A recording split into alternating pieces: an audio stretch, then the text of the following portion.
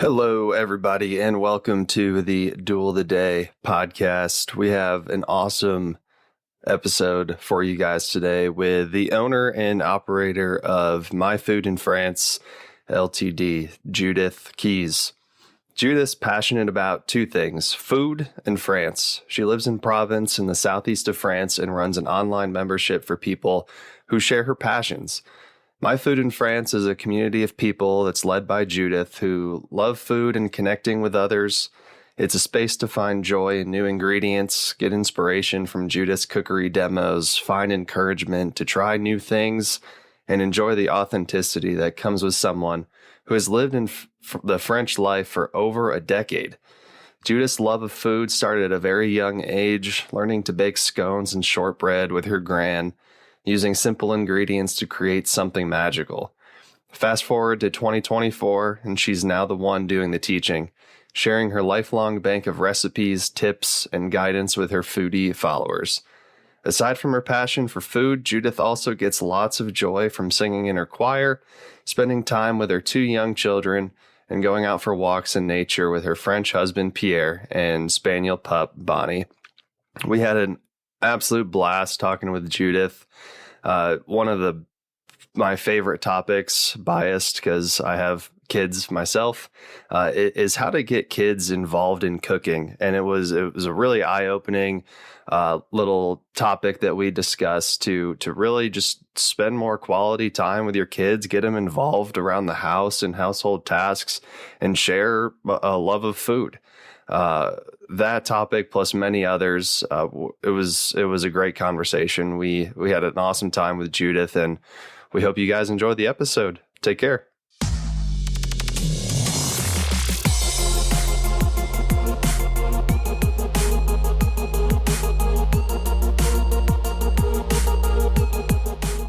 Even if you can do it once every few months, just one little thing where you're letting them make a little bit of a mess, and you have time. You need to have headspace for these things. You can't always do it. Well, Judith, how have you been this past month or so? What have you gotten into? Anything new and exciting? Yes, a very, very exciting addition to our family. We have a new dog, a little puppy. Nice. So Bonnie joined the family this last Monday. She's a rescue puppy who had been abandoned by her owners. And then we saw a post on Facebook from our local shelter. And I screenshot the pictures and sent them to my husband. And he phoned me half an hour later saying, "Oh my God, I've gotten carried away. I've said we'll take her." That's awesome. So she joined our family last week. So she's sitting here. So I'm hoping she doesn't make any noise either. But she's very, very quiet. So yeah, she'll be okay. Do you know what type of dog it is? Yeah, she's a spaniel cross. So she's between 3 and 4 months old, and she was so scared when she first came to us last week. And I bet the difference in her already. I mean, she just plays so brilliantly with the kids, and they're so happy. They're so happy, the boys. So yeah, it's brilliant. Nice. And did you have any other pets before Bonnie came along? We used to have a dog. You say that we lost her a couple of years ago, and we haven't been ready to get another one. Just when I had my little baby and everything, it was just too much. But we've been wanting to get a dog for so long. It just never we didn't feel ready. And then this picture came up, and I just was, it was time. It is time. Yes. Yeah. So we're so happy. She's fantastic. Congrats. Thank you. I love spending time with dogs. It's I don't know, they're I guess called man's best friend for a reason. The way that most dogs connect with people is spectacular. And like you said, like they are family. Like a lot of people perceive their pets as an extension of their family, and I would have to agree. If whenever a pet passes away, it's a hard time for sure. So that's why we just couldn't before now. We just weren't ready. It was so hard the last time. But how quickly she's fit in, and how quickly she's just taking my earrings out, because I just realized they'll probably make a jangly noise. She's just fit in so quickly. And from being so petrified last week, the difference already. I mean, she's not fully puppy crazy yet, but she's getting there. She's chewing the furniture and Nice. getting. Yeah, so it's cool. She's giving me. She knows I'm talking about her. She's looking at me. It's like me. Yeah. It's good that you caught her at that age. Sometimes rescues, if they've been in that situation for a long time, it can take quite a while for them to like get out of that fearful place and get back to playing and stuff. So, I know. And what about you guys? Have you been okay? Have you guys been up to anything fun this summer? Well, I've had a pretty eventful month and a half. Why? I lost my job, but it was all political BS reasons. But to be honest, I always think everything happens for a reason, and that I am now growing mushrooms or starting to grow mushrooms, so we can talk about that from a food perspective. Wow! And be growing or building an extra section to grow microgreens as well in the next couple weeks. So I'm so interested. Yeah, that's cool. So did a lot of work there and just doing a lot of house stuff outside is what I've been working on this past month and a half. But it's been pretty exciting for me. I think the biggest takeaway that I've noticed is I'm happy. Like I'm truly excited to see what I got when I get back home and to keep building. I don't know. It's fun for me. So that's what I've been working on. That is so cool. Yeah. What a brilliant way to look at it. Yeah. Yeah, I've been I don't know. Nothing's really different here. Trying to survive each day, right? With 2 young kids. But yeah, playing golf, won a couple tournaments last couple weeks, and built a new playground at my in-laws' house for the boys. Cool. Yeah, I don't know. I was just thinking, because we really thought about getting a dog too. I had a dog growing up, and I can't even imagine having something else to take care of. I know. Yeah. I know. That's what my husband was like for the past 2 years. Like we got 2 tortoises. So we have 2 tortoises in the garden, and he was like, I don't want to hear anything about them. I don't want to know anything about them. I don't want to do anything with them. You're dealing with them. Like he was exactly the same as you. And tortoises are like, you don't really need to do anything with them. Yeah. And even that was too much. He was like, I don't want to even know. So it's just so funny now, because I'm so glad it was him who got a little bit carried away and called about the dog. Because if I had done it, he'd have been so cross. I'm like, yeah, right. So it's so good because he was involved in the decision making process as well. But yeah, for the past 2 years, we've felt very similarly about just not having the capacity to do any more, to have for any more responsibility. Basically, it's too much. But yeah, you'll get there. It'll come, and you'll be like, I know it'll happen. But how old are your kids again, Judith? So Marius is 6 and Finn will be 2 in a few weeks' time. Okay. Yeah. I think if CJ was 6 instead of 3.5, it might be a little bit easier. But because our youngest will be 2 in January, and then our oldest, who isn't that much older, and I can get that. 3.5, but. Yeah, when they can start making their own breakfasts, that might be a little easier. Yeah. I was going to say Marius is not quite self-sufficient, but he can help me with. He can grab a thing if I need it, or he can get himself a glass of water. He's just not. There's lots of things he can do now, so it's much simpler. Yeah, nice. 3.5 and 2. Wow. Yeah, that's a handful. They're doing good right now, though. Hopefully they're usually quiet isn't a good thing, and they're pretty quiet right now. Oh no. But I think they'll be okay. TV is an amazing thing for that. Yeah. Don't jinx it. I know. Yes. Oh no. I know. No, I'm playing. Well, Judith, I was looking at your websites and your background, and I wanted to ask a little bit more deeper question about what brought you to France? What was the thing that pushed you to start your website and start that endeavor? And I know you'd mentioned it was on your maternity leave with your second child, but did family play a role in that? Was there something else that pushed you? What was all of that journey like? I have always loved France because of my family. I think my dad was a French teacher, so he always loved France, and we always came on holiday here as a kid. We didn't ever go anywhere else. It was just always France, and we always came here camping. And oh, that's awesome. And because my dad was a French teacher, he had quite often had French students come to speak French with his kids in school. And we would get to know those students and end up coming to visit them in France. And, it just became this sort of beautiful relationship with the country. And I obviously fell in love with it as well. So I think it was a lot of an influence from my dad, because he loved it so much. And there was one particular assistant at his school who lived here where I live now. And we came to visit her, and my dad just fell in love with where she lived. So we're in the southeast of France, and my parents took early retirement then here. So we came here for years on holiday to this particular place, and then they decided to retire. So it's always been in our family history, in our recent family history, that we love France.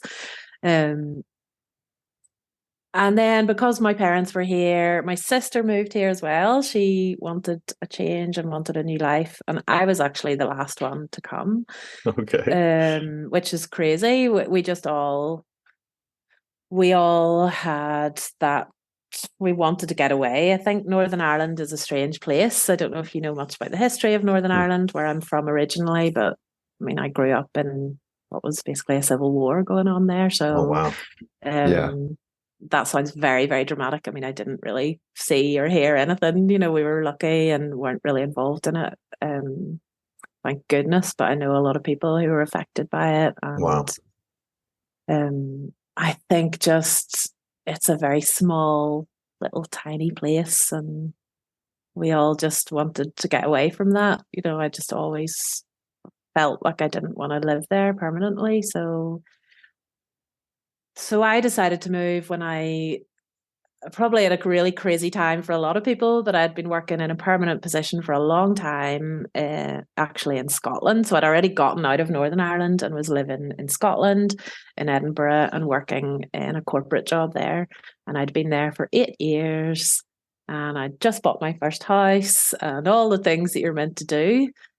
And I got the fear, of right, this is it now, I'm stuck. This is what life is like. I'm just going to go to work every day and come home and pay the bills. And I think that was what the catalyst for me was. I just got scared and thought, oh no, I need to make a change. You need to be unstuck. Yeah. Yeah, exactly. Wow. And an opportunity came up for me to take some time away from work. So I took a 6-month sabbatical and came to France for 6 months to see what I thought about it. And I was really lucky. It wasn't just when I talk about moving to France, it always sounds very, wow, you moved country. How did you do that on your own? But I did a family here. I still had my job back home to go to. It was much easier than people think because I had those sort of buffers. And I spent 6 months here and absolutely loved it. I still went back to my job after the 6 months. I completed, I did what I said I would do. I went back and I restarted my job, and very quickly after a few months, I just thought, no, this isn't for me. I was back at my desk thinking, what am I doing here? Nice. So I handed in my notice, and so that's the background to that. And the foodie stuff, again, has always been a thread throughout my life. I've been so involved with food via my family. My grandmother taught me how to bake and cook from very, very simple ingredients from a very young age. I was always at her knee watching her cook and watching her create delicious cakes from what seemed like nothing, you know. And I spent so much time with her. And then as I grew up and got those different jobs and worked in sort of boring, in inverted commas, corporate jobs, I was always doing cooking on the side. So I had a cupcake side hustle, you know, that I ran whenever I lived in Edinburgh, and I supplied some cafes in Edinburgh and had my own website and things, and did various shows and stalls, and I just loved it. So it's always been there, and there's a sort of creative side to that, I think, that I've needed to express in some way. There's a creative thing in me that just, I've always needed to express. So whenever I had time off having my second baby, I had time to sort of explore what that might look like. And because of the foodie thing, I just thought, right, I need to try and do something with it before it's too late. Obviously it's never too late, but I just thought, right, this is the time. I've got headspace. I'm sitting here, you know, breastfeeding my little tiny baby, and I'm not really doing anything else. So my food in France was born. Very nice. Not long after my baby was born. So yeah. That's a great story. I love how you talked about your grandmother and watching her cook and bake. And one of the things that I feel like we miss out a lot on in this generation is seeing the old way of doing things, especially when it comes to cooking, because the ingredients that we have today are very different than what they had back in the day. And like you said, I feel like my grandmother or grandfather could probably cook up something with like an egg and flour, and they would make, you know, this extravagant meal or whatever. It takes 2 ingredients for a lot of stuff. And a lot of people can't do that today. No, that's so true. I love how, like, even though you took a risk by doing something totally different, it's still, like you said, there was still a thread of the food, the thing that was in your family, connecting that way. Because, and I think that's what makes those decisions more like meaningful and impactful for people. I feel like it's a lot easier for you to make a decision like that, to totally change industries, when you already have some type of connection to it. You know, it's not like you moved to France and then you decided you were going to be a skydiving instructor or something just off the wall that you've never done before, right? You would have to pay me a lot of money to do that. No. I think I would ever be doing it for anybody else. I'd be so scared. But I think that is so true. And that is why I love talking about this stuff, because if I can help anybody else, if they're thinking of doing something new, like, find that thing that you love doing, and that it's easy for you to do. So when I'm cooking, it's easy. I love it. So it doesn't really feel like work. And I know that seems like a pipe dream, but it isn't. Like, I'm now running a business doing the thing that I love. So it is actually possible to do it. You just have to know how to sort of get there. And that was the hardest part for me.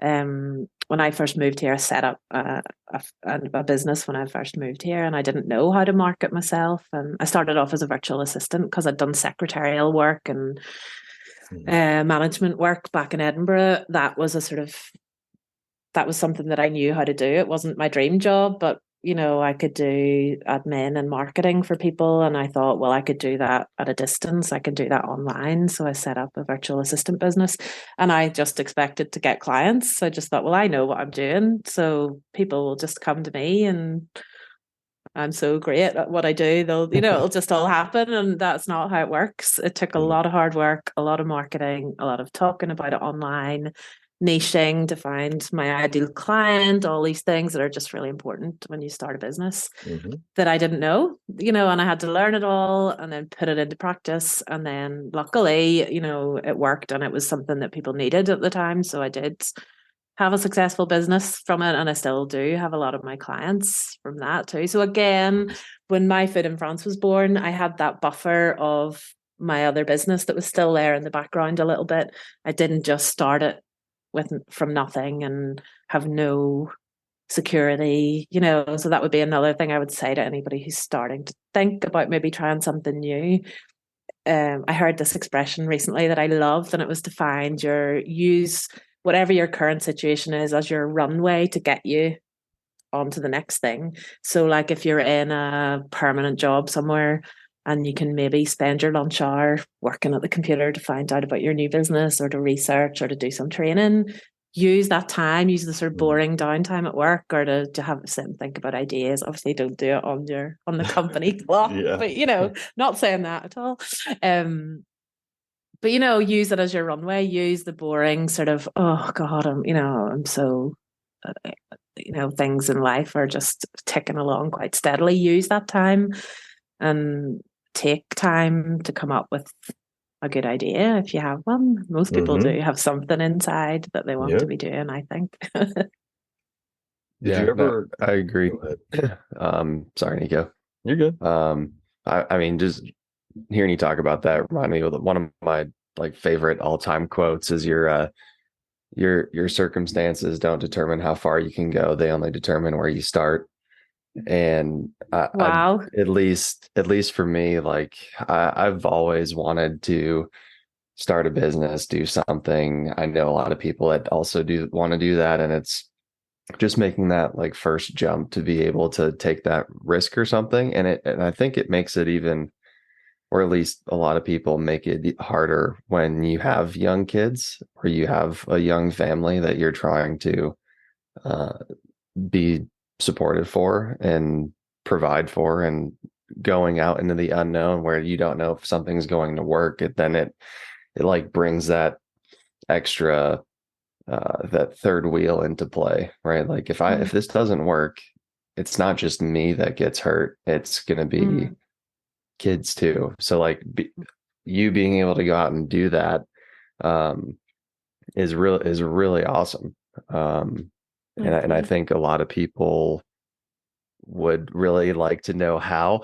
and it would just be, it's hard enough to get a successful business on your own when it's just you're single or whatever. But when you add family into the equation, and you have less time you can put in, you have potentially less resources, and I think kids sometimes become an excuse to do things that you wish you would have done before kids, that now you might just throw away because your life kind of more focuses on them now. And that was so interesting that you say that, because I felt not the opposite, but I felt like I wanted to do it because of them. It wasn't like, oh, I shouldn't do this now and I can't do it anymore because I have children. It was very much, oh, I really want to do this now because I want to show them that it's possible. And it hasn't been easy. Running two businesses basically whilst having a young family has been really hard, and I've really struggled, and childcare has been an issue. And when COVID was the pandemic, I didn't have childcare all of the time, and my husband was going out to work and I was here, and I was thinking, oh my goodness, I need to record a cookery demonstration video, and the kids are running around and the kitchen's a mess. How am I going to do this? So it's been really, really hard. But what I would say is, here's how I did it. I started small and I thought, right, I'm going to advertise one thing. I'm not going to say, I'm creating this whole big business and it's all, here's my website, I didn't do it all. I just picked one small little thing and said, I'm going to do a cookery class. Does anybody want to come? I made sure I had everything I needed insurance wise in place and all that type of thing, and had the business registered. Those are all little things you can do quite simply.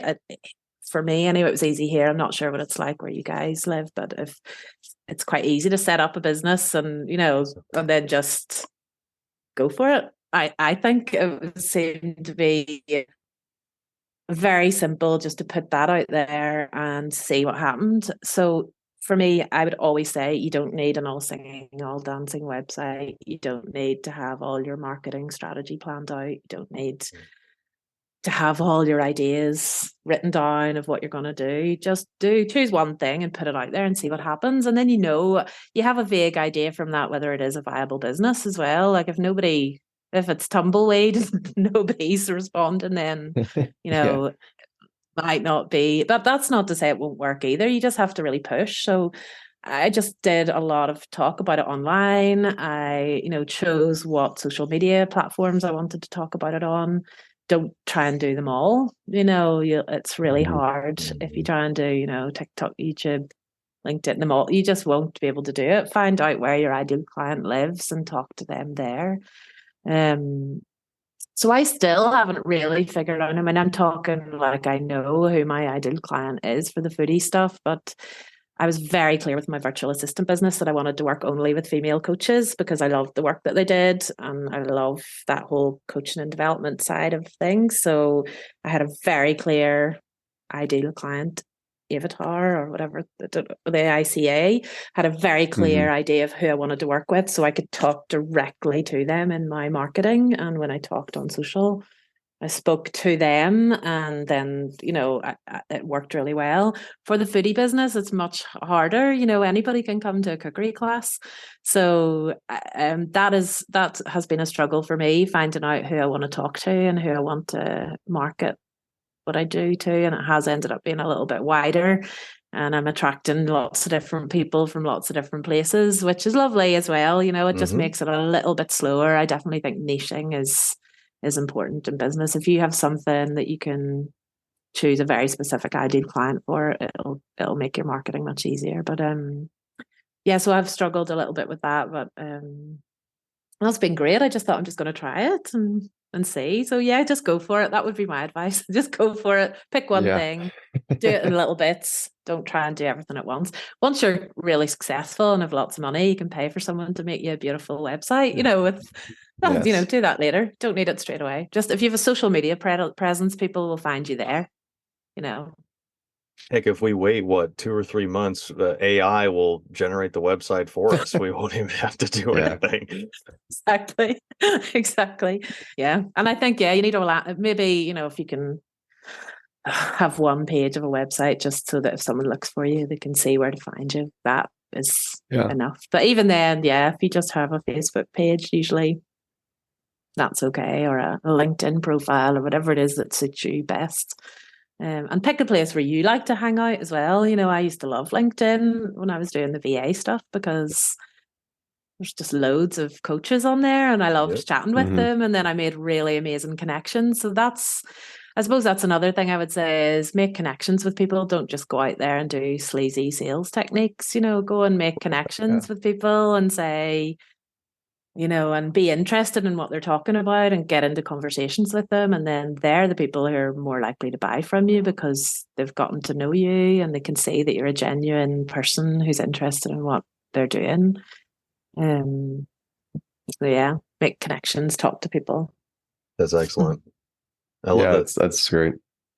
Love the common thread where you're talking about doing things that you're happy with. And I wanted to ask, did you have any family members that pushed you towards doing all of this or advised you against it? Did you have any type of dynamic like that you had to work through? I still don't think my family really know what I do. And I think they're a little bit bemused by it all.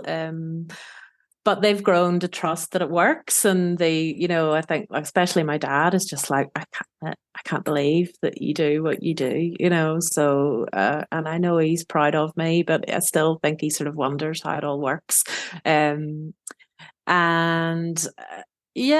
I think the online space is a strange one for a lot of people. A lot of people don't really get how it can work. I don't think I had anybody discouraging me.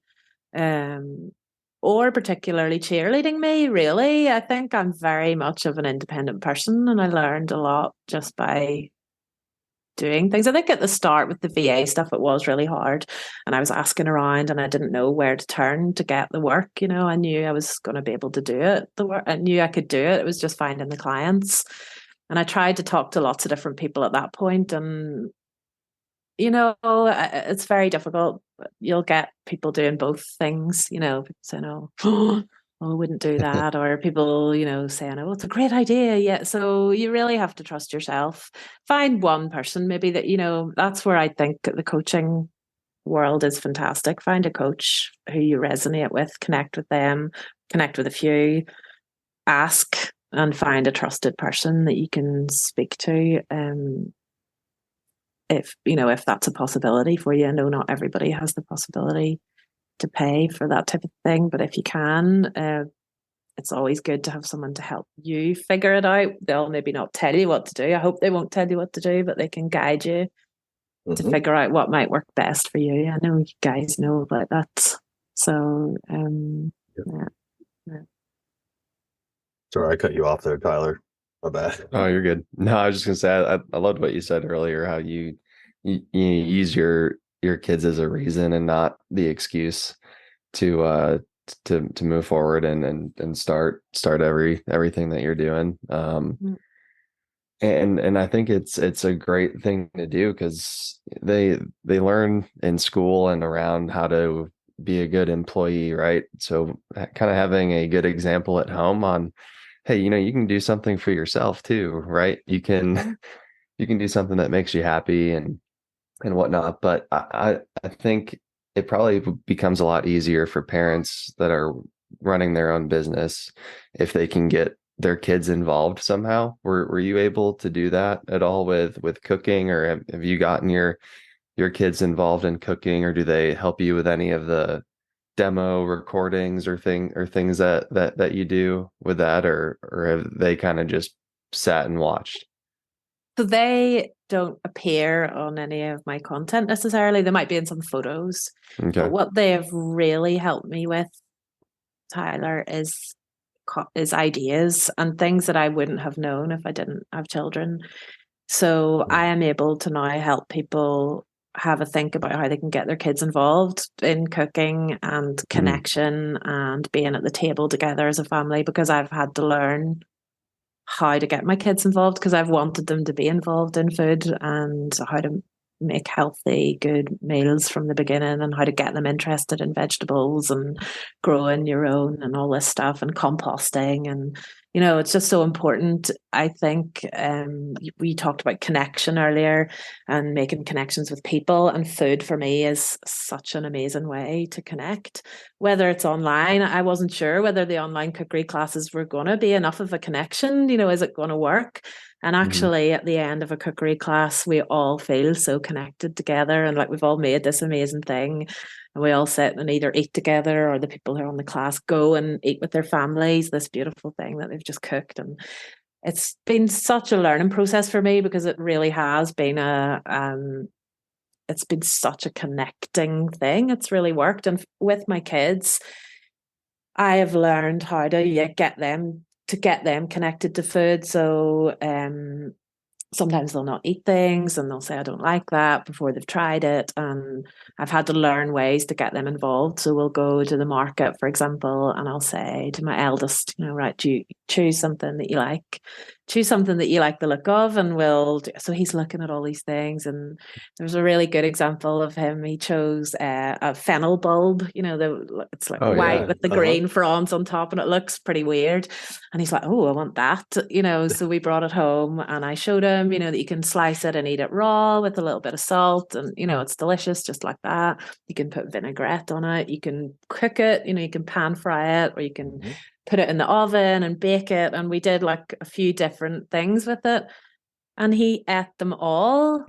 And there is no way he would have eaten boiled fennel if I had put it down in front of him. Right. But because he chose it and because he was involved in cooking it, he ate it. And he especially loved it raw, the little thin slices. He loved it like that. He loves raw carrot, raw vegetables, anything like that. So he loved it that way. But he tried it baked. He tried it, cooked in different ways. That's awesome. And I think that's because, we did it together and he chose. So it made it fun. So I've learned loads of things like that, and also not to be too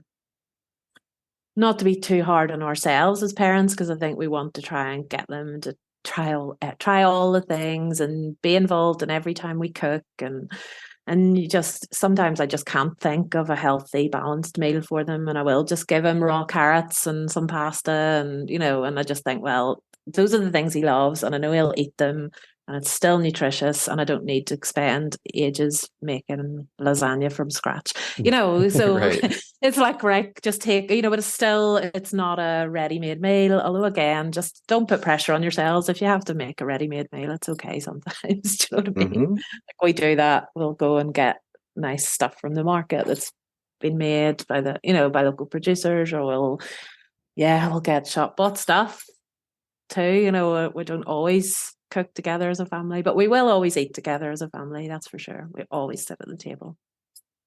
That's something that I feel like Americans don't do a lot. Sit down at the table together. It's kind of sad. Not anymore. Yeah, it used to be the other way around, like, maybe after World War II or up into the 70s, 80s, but ever since TVs were a part of every family household, and in America, everything's faster, more everything, all this stuff. Yeah. And so, people want to multitask now. They want to sit down in front of the TV, eating their dinner, looking at their phone. And it's like, you're not connecting with anyone when you do that. Like, it's like your family doesn't even exist. So I love that you sit down with your family and have a meal, because those memories, even those simple meals that you mentioned, sometimes like kids remember that. Like I was telling my mom about a memory yesterday, and she was like, "You remember that?" And it was about a trip that we took when I was 10 years old to Louisiana, where we found there was a Civil War era submarine in this little like museum. And she's like, "I don't even remember that." I'm like, "Yeah, okay." Sometimes kids remember the most random things. It could even be in a simple thing, but as long as you're connecting, that's what they'll remember that.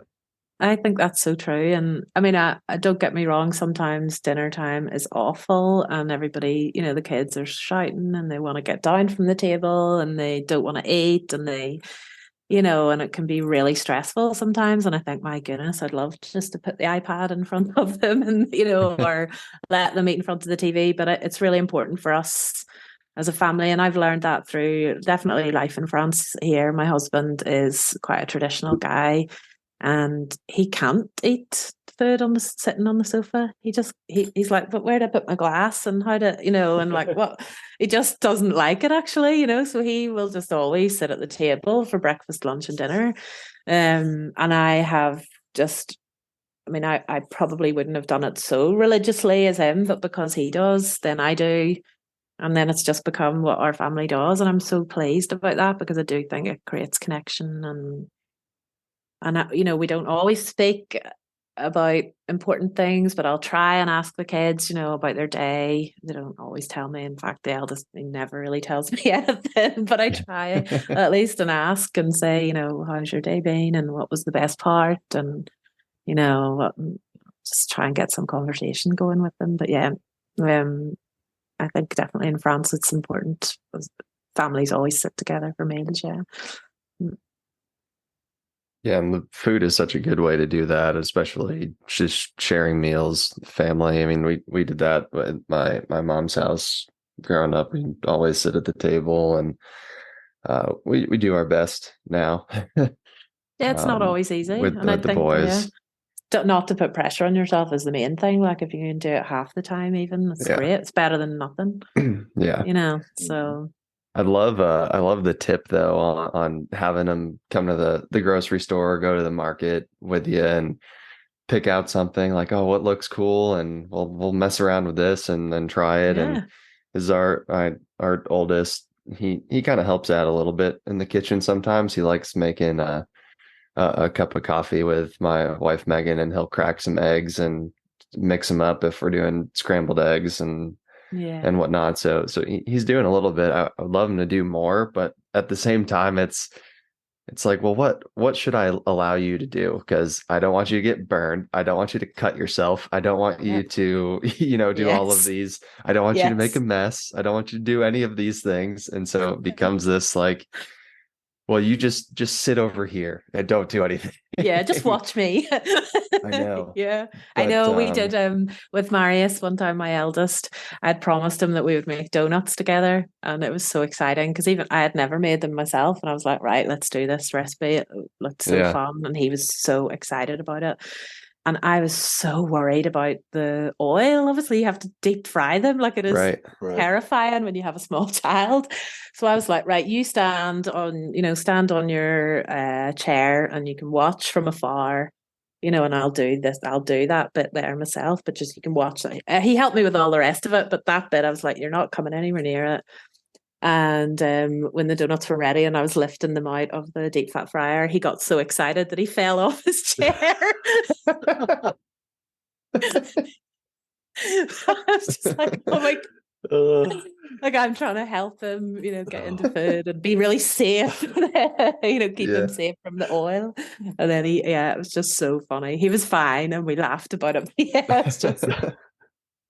So yeah, it can be chaos sometimes, but even just if you could, I know he'll remember the fennel story and he'll remember that donut story. We still talk about it. So even if you can do it once every few months, just one little thing where you're letting them make a little bit of a mess, and you have time. You need to have headspace for these things. You can't always do it because whenever you're really busy and you've the kids running around, the thought of trying to start making anything with them and knowing the chaos that's going to ensue. Yeah, if you don't have the headspace for it, I can totally get that.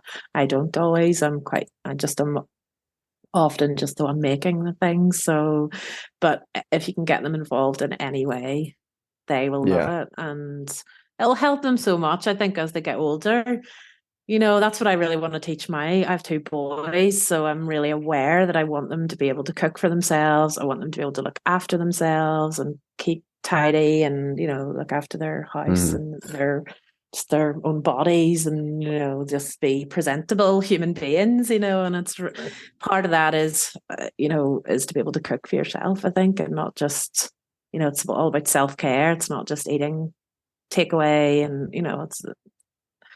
I think it's really, really important a life skill.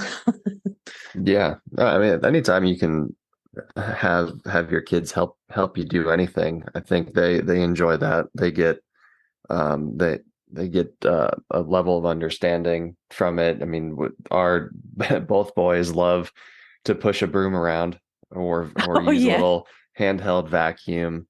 I think getting kids involved in the everyday tasks and chores or whatever you want to call them.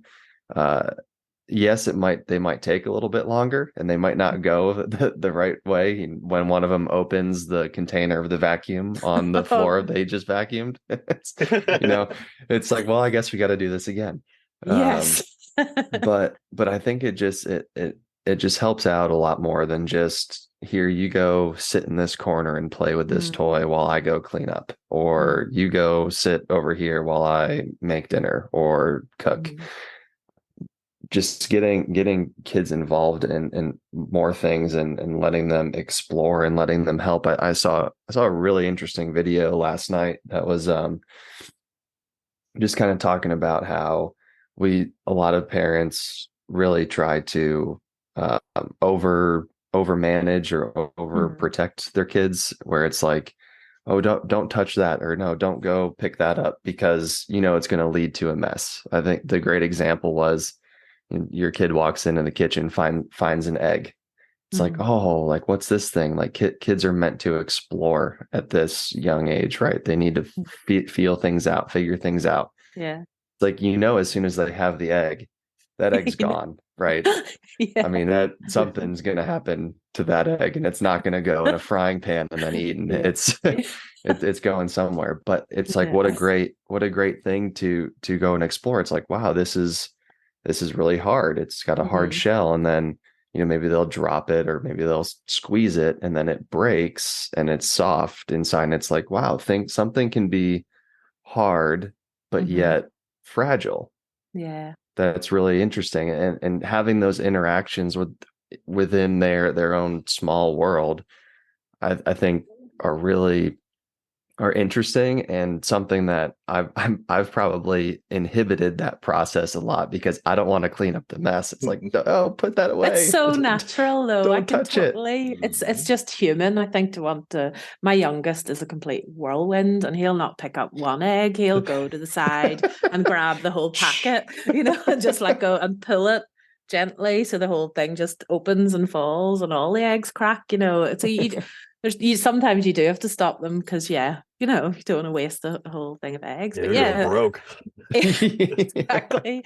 But I think, like we said before, it's all in moderation. If there are some things we can let them make a mess with, and some things we can let them explore, yeah, brilliant. If you're outside, why don't you get him to take the egg and say, why don't you go outside with it and have a wander about? And then if he breaks it, it's all right.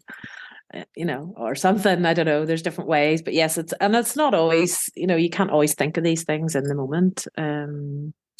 But I suppose letting them have the most freedom possible, that we can allow them within a certain parameters is all we can do. And I think you're human wanting to stop them putting egg all over your kitchen. Yeah, the hard one to clean. Oh yeah. Even though I don't have kids, when I was taking my life coaching classes, one of the comments that really resonated to me about young kids, I think like less than 5-6 years old, is that anytime that you see them doing something, whether it's picking up a fork or picking up an egg or dropping something, they are doing that for the very first time. They've never seen that before. They don't know how it's supposed to go. And the example that they gave was if a couple is in a restaurant and they brought their kid and their kid throws the napkin or they throw the fork, a lot of parents are like, oh my gosh, what are you doing? But they don't know what's going to happen. Like the kid doesn't understand that when they throw the fork, it's going to go and potentially impale someone. They don't get that. Right. Yeah. So like trying to manage that and understand, okay, they are still learning something that is so obvious and so ingrained in what we understand. They are just putting the pieces together.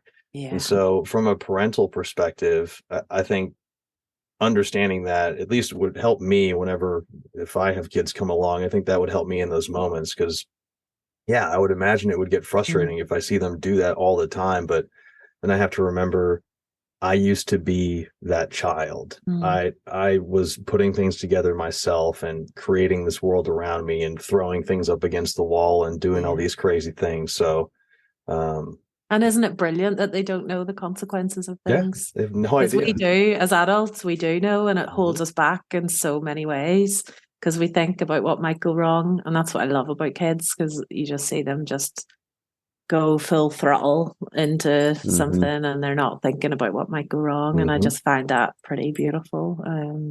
Because I've worried about stuff in the past, and if I do this, what might happen? And and you do need some of that, obviously, but yeah, it's just so amazing to see them do stuff and not worry. It is. Yeah, that's a great example. That I can't remember where I saw it, but it was the young years of a child's life. They're trying to you need to let them find the boundaries. They don't know where the boundaries are. You got to let them get it close enough to those boundaries without really hurting themselves.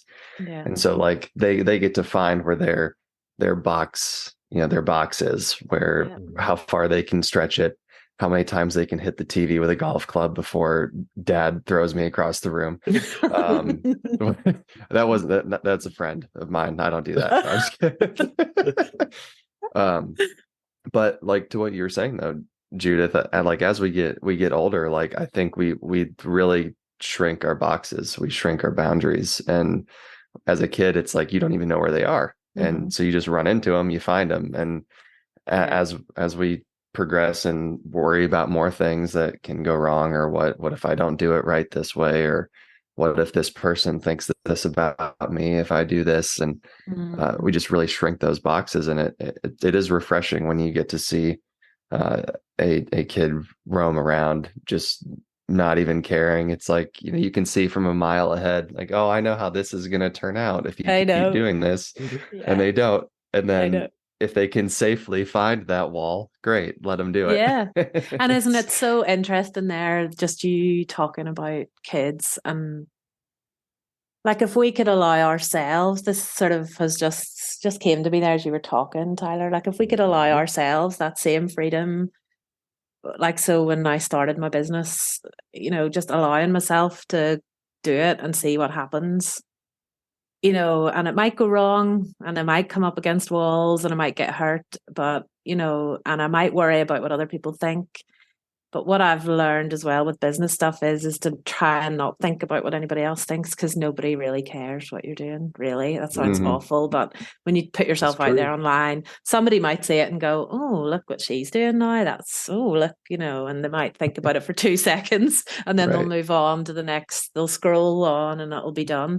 There's very few people who will, actually take it and roll with it. So, imagine if we could all just take a little bit of that sort of, let's just go for it, and a bit of that childlike, what is it? Freedom, that childlike belief, and just go for it and not let ourselves be constrained by, our sort of adult selves.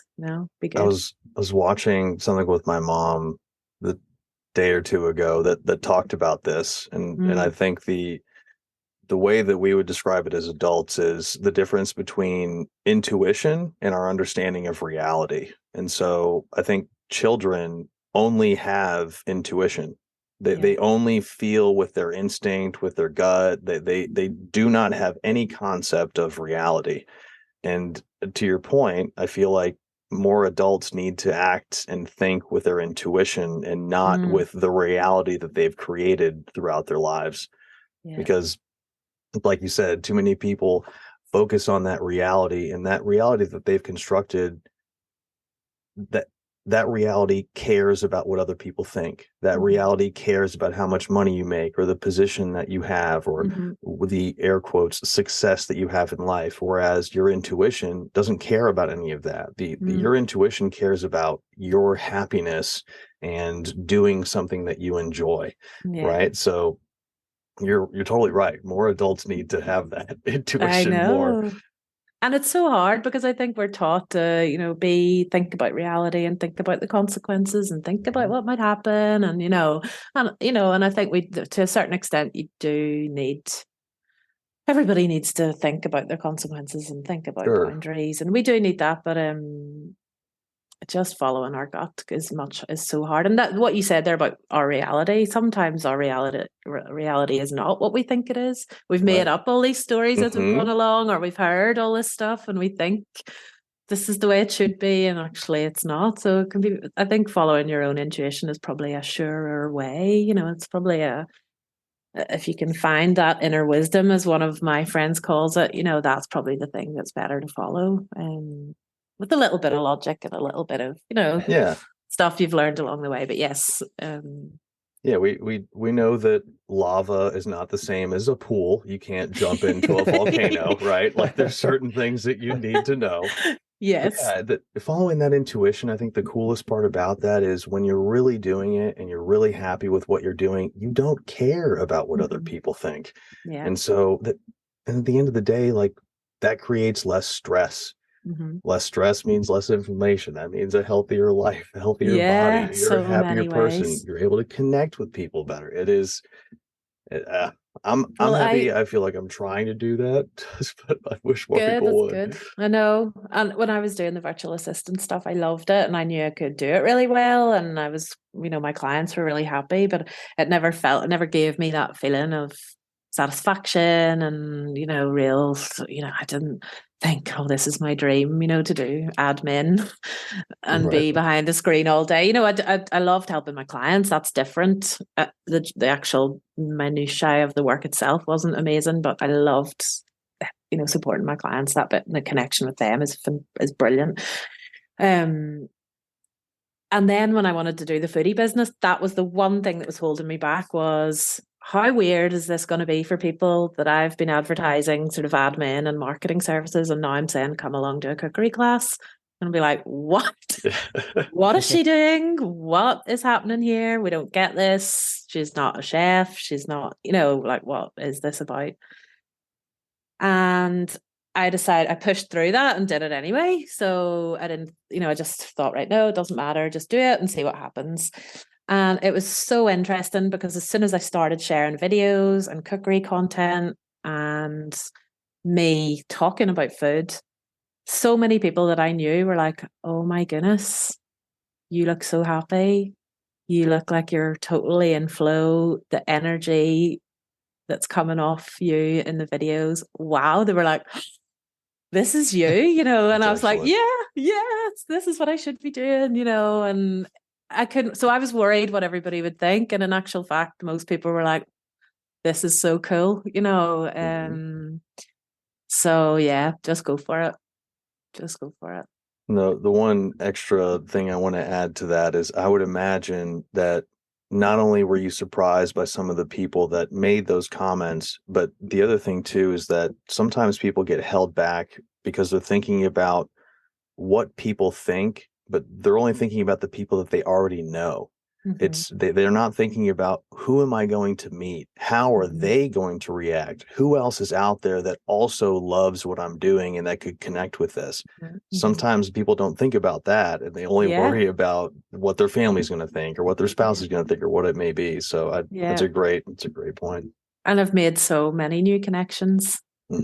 So many new connections with because of. And how cool is it that all those new people, I get to talk about what I love with them, and we both love it, so it just makes it really fun. And I've made lots of connections that have sort of helped and changed things for me in lots of different ways. So it's not just been talking about food, I've met some really great people in lots of different areas just through doing what I love. So it's just, you never know what doors it might open. That's excellent. Wonderful. Yes. Well, somehow we're approaching an hour. I know, right? That felt like about 5 minutes. I know. It felt like we were just waiting in line for coffee, and we haven't even gotten it yet. You guys are. I love talking with you two. I could talk with you all day. Thank you. You're so lovely to speak the same way. Likewise. Yeah.